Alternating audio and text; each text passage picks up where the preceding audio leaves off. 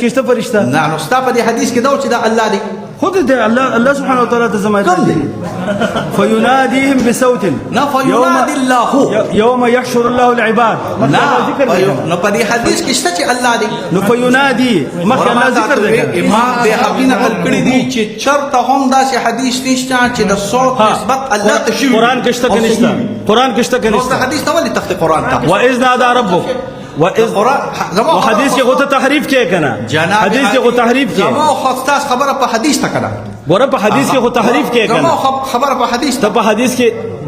اوس ته قرآن ته ولې زویا په حدیث کې تحریف کې په حدیث کې راغلي دي امام بهقي وایي چې داسې حدیث چې د صوت حدیث پرېږده بهقي نظر ته خیال اوس کنه اوس فتح الباري وګوره فتح الباري وګوره فتح الباري بهقي پرېږده ګوره ابن حجر پرېږده نه او په شیخ عبدالله سے فتح الباري مې دا راایستلی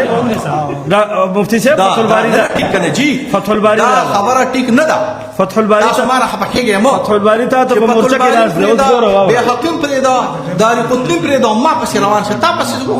بس مفتی صاحب خبر ته وکړه دا زمونږ داوا د اسکولیان چې یو بل سره جاتیو کې نوې سو نه خبره دا مونږه داوا دا چې د رب العالمین आवाज هم شته او د رب العالمین حروف هم شته د نظام متعلق وي چې هو الصوت واذ نادى ربك تاسو ورته ورته ما حدیث ته نه پرې دا متعلق وي چې هو الصوت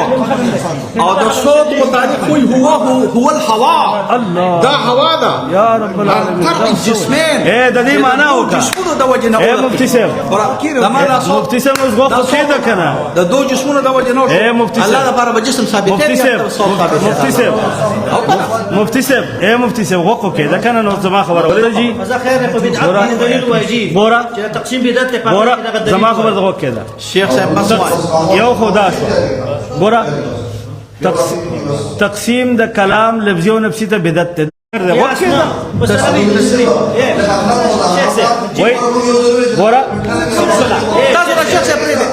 یا رب العالمین دلیل ګوره تا ماته ویل په بدعت دلیل وای زر ته من احدث فی امرنا هذا ما ليس منه فورد ته چې د رب العالمین کلام تقسیمه لفظي او نفسي ته ته نبی صلی الله علیه وسلم د الله کلام اوریدل دي ته د الله کلام نه اوریدل اوس راوړه حکایت الاولیاء اوريګا اوس الله کلام اوریدل کلم الله ما ته پرېږده کنه اوس نه مرض کنه کلم الله موسی تکلیمه کې خامخا صوت ته ضرورت نشته دا مفتی صاحب ناشنا قصه درته وکړه کلام بغیر صوت الکه په اخر کې درته ناشنا قصه الک دی وای د قاسم نانوتوی خبر کوي فرمایا ख्वाजा अहमद जा मुस्तजाब दावत मशहूर थे एक औरत उनकी खिदमत में अपने नाबीना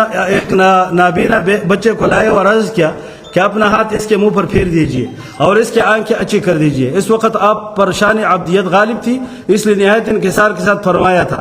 मैं इससे काबिल नहीं हूँ उसने इसरार किया मगर आपने फिर वही जवाब दिया गरज कि 3-4 मरतबा यूं नहीं रद्द बदल हुई जब आपने देखा कि वो मानते ही नहीं तो आप वहां से उठ खड़े हुए और कहते चल दीजिए कि ये काम तो और मबरूसों को अच्छा करते थे मैं उसे काबिल नहीं हूँ वक़्त थोड़ी देर चले थे कि इल्हाम हुआ इल्हाम किदा अहमद जाम था